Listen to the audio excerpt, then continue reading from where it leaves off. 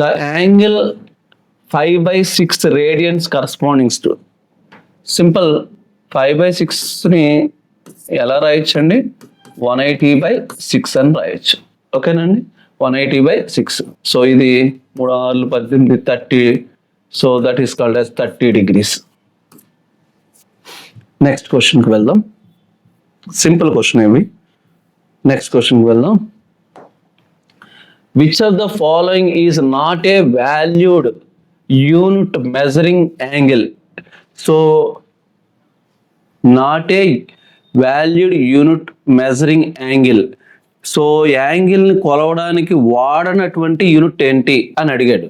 నిజానికి మనం degrees యాంగిల్లోని angle కొలవడానికి వాడతాం, రేడియన్స్ యాంగిల్లో కొలవడానికి వాడతాం, అండ్ రెవల్యూషన్స్ కూడా యాంగిల్లో కొలవడానికి వాడతాం. హెడ్జెస్ మాత్రం యాంగిల్కి దీనికి సంబంధం లేదు. సో కాబట్టి నాట్ ఏ వాల్యూడ్ అంటే ఏంటంటే hedge is a not a valued.